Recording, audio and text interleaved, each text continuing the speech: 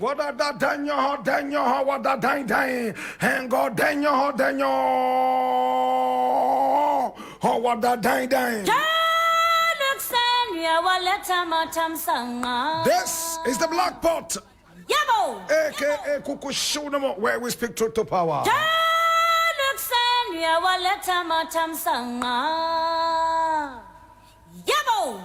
Yes, my brother, my sister, this is where we speak truth to power. And here we don't criticize, but if we must criticize, we only just criticize to build and not to destroy. That is why we say we are in the service of God and country. This is the voice of the people, and the voice of the people is the voice of God.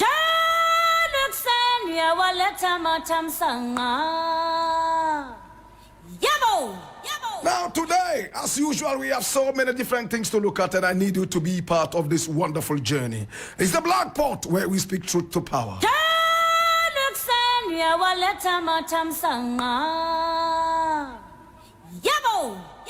Now, the very first story we are looking at today is taken from Graphic Online, the national communicator. And it says, Parliament to use local languages. Parliament to use local languages. And I read, Parliament is to begin the use of local languages on the floor of the House to promote the Ghanaian culture and prevent it from becoming extinct. Order 63 of the new standing order states that a member of Parliament may use any of the local languages subject to interpretation and translation to the understanding of all. That is expected to take off during the second meeting of the fourth session of the 8th Parliament.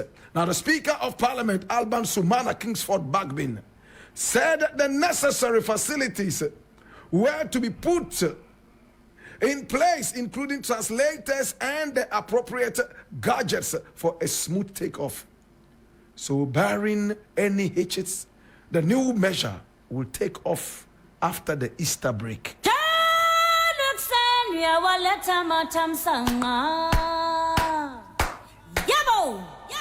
Now, I am very excited at this development. First and foremost, as a Pan-Africanist who wants to hear more African languages. Now, anytime I fly around the world and I'm performing on different stages around the world, a lot of people want to hear me sing in the African dialects because they want to feel the sound of our indigenous languages. My brother, my sister, for some time now we have relegated our own languages to the background and sometimes even demonized these languages. In our country, when you make a mistake in speaking the English language, you become a national disaster. Nobody cares whether you speak the local languages right or wrong. After all, they have more allegiance to the white man. My brother, my sister, are we still an enslaved people or a colonized people? I am very, very excited at this development. And at this juncture, I must doff my hat for the Speaker of Parliament.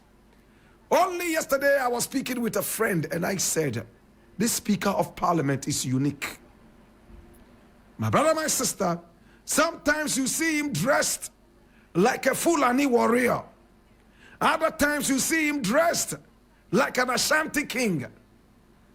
Sometimes you will also see him dressed like a northern king. He's representing different Ghanaian cultures.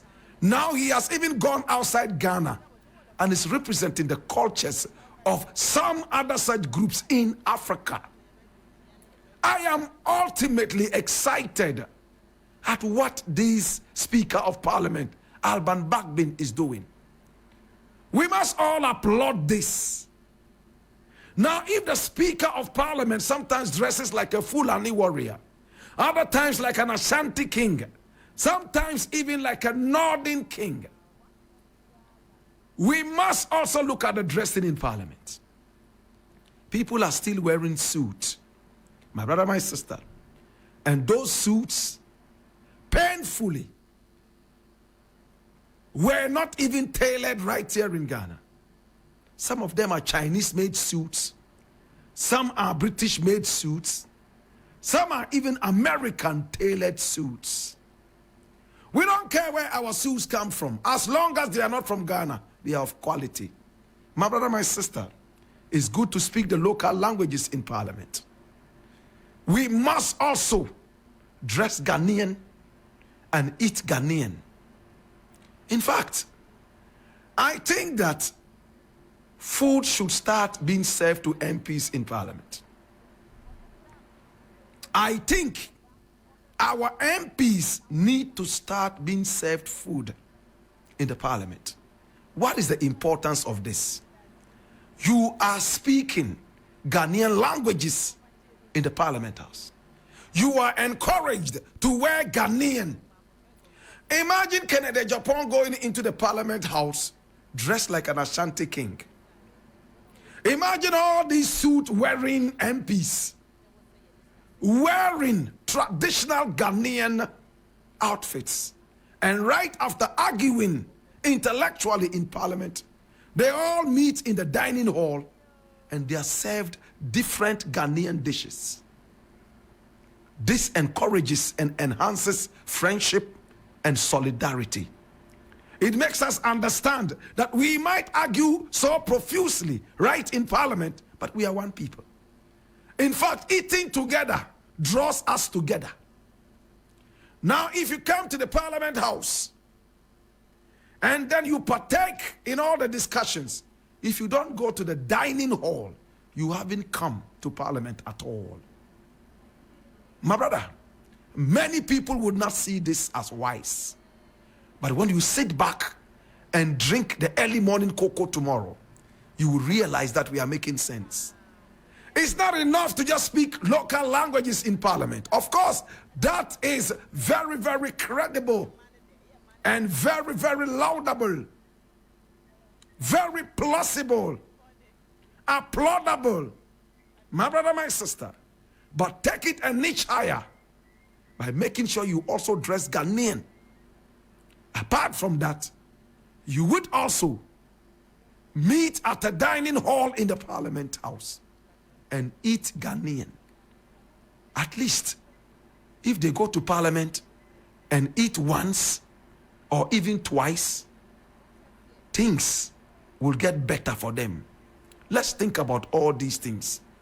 Let us make our MPs more patriotic by pushing them more into the Ghanaian space. I am tired of seeing MPs wear suits all over the place. I am tired of seeing MPs wear Italian shoes. I want them to help with the local industry. That is why I am saying what I'm saying. For me, any African president who dresses in suit is a disgrace. Why should I wear suit? Especially on international stages and platforms. Any African president must represent his culture in and outside Africa. My brother, we have to promote Africa. We have to promote our culture and our heritage. When Shaka Zulu was fighting for his people in South Africa, my brother, my sister, he lost a lot of people, including his own life, just to be able to protect the culture and the heritage. It will be a slap in the face if we decide to move away from the ideals of Shaka Zulu in South Africa and beyond. My brother, my sister, when our own heroes from the ancient Ghana Empire, from Dinga Sise, all the way down to Tinkaminen, when we were fighting to keep our heritage and our culture, we shed blood. Some of us died. Today it will be a slap on our brows if we push aside this heritage and follow Chinese and European heritage by wearing their suits.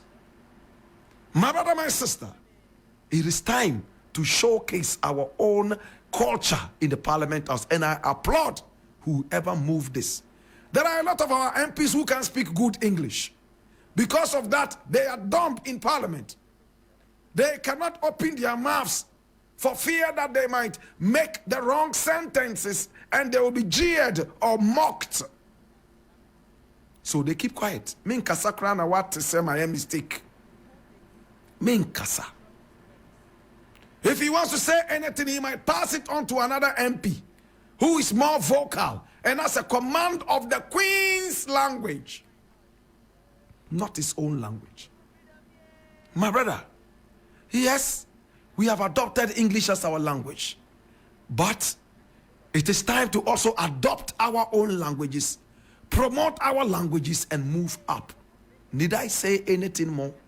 There are a lot of brilliant MPs in Parliament who could have helped change a number of things, but because they do not speak good English, they are quiet.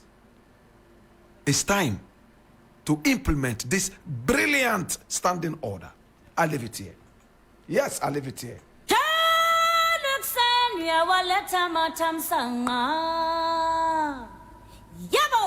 There's another thing I want to look at quickly, still talking about the parliament, and this one I'm reading from Peace FM Online. It says, work hard, leave a legacy. Dr. Otriankra advises new ministers. Okay, so who is he? Dr. Benjamin Otriankra, a lecturer at the Central University, has advised the ministerial appointees to selflessly serve in their respective offices. The president on Wednesday, February 14, relieved some ministers of their duties in his first major ministerial reshuffle after assuming office. Now, the finance minister, Ken Oforiatta, and the health minister, Kweku Agyeman-Menu, have been kicked out, and in fact, Dr. Mohammed Amin Adam, aka Anta, and the director of the National Health Insurance Authority, Dr. Bernard Okoboy, have been appointed to the finance and health ministries respectively. I leave it here.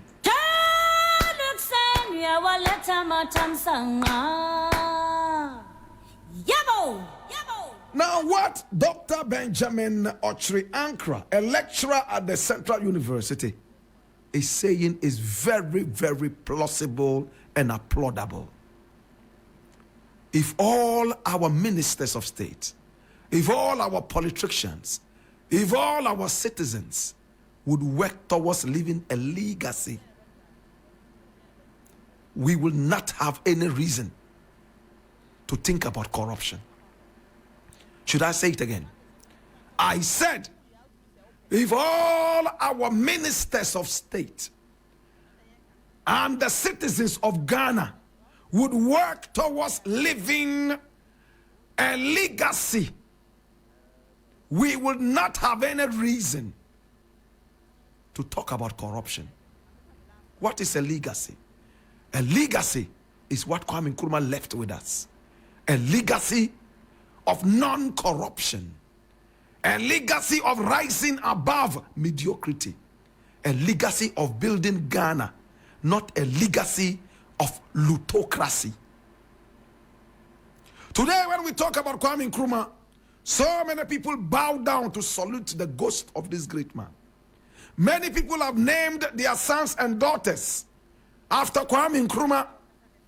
My brother, my sister, even outside Ghana, into some other spaces in Africa and even in Europe and America, many people today call themselves Nkrumah without even bothering to know the meaning of Nkrumah. But because it was the name of a great man, it is enough for them to hold on and to hinge on, my brother, my sister, to this powerful name. I don't know how many people will name their children Adodankwa Akufo-Addo. I don't know how many people will name their children Mahamudu Bawumia. I don't know how many people will name their children Mahama. I don't know how many people would name their children by the names of our politicians. My brother, my sister, the legacy is most important. Unfortunately, our politicians lead a life of winning elections, not a life of living a legacy. Write it down. I said, in our country, unfortunately, our politicians lead a life of winning elections and not a life of living a legacy. Because of that, they get to know the latest tricks in winning elections. They get to know the thievery involved in stealing elections. They get to know all the nuances of stealing and outsmarting the voter. At the end of the day, my brother, where do we go? I applaud this professor for saying whatever he said. We must take it seriously. That way we can fight corruption.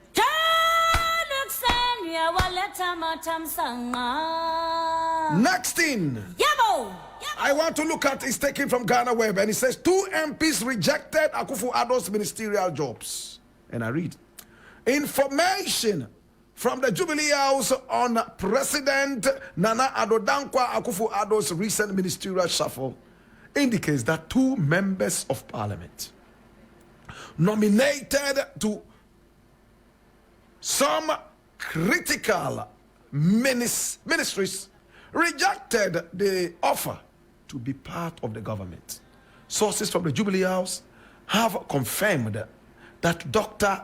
Nana Ayub Efriye and Kweku Ajiman Kwatin, representing the Efiduase Asokore constituency and the Obuasi West constituency in the Ashanti region, respectively, told the president quite bluntly that they were not interested in serving in his government, citing personal reasons.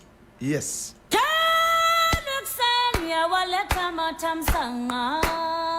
Ha! Now, 2 MPs have decided that they will not work in the Nana Akufo-Addo government. They are bold enough to tell Mr. President, for personal reasons, we do not want to accept your appointment. Number 1, I have to applaud these guys. These are my heroes. Any day I will drink tea and cocoa with these guys. You know why? In these times, all politicians are interested in appointments. They can lobby. They can judge all. Some would even go to Malams and Juju men in order to get political appointments. If these 2 guys refuse to play in injury time, I must applaud them. Number 2, a good name is better than riches and popularity. Remember, there's a difference between popularity and fame. Many people don't know this. These guys want a clean sheet. Can I ask a question? Please, did the president sit with these people to ask if they were interested in taking appointments or not?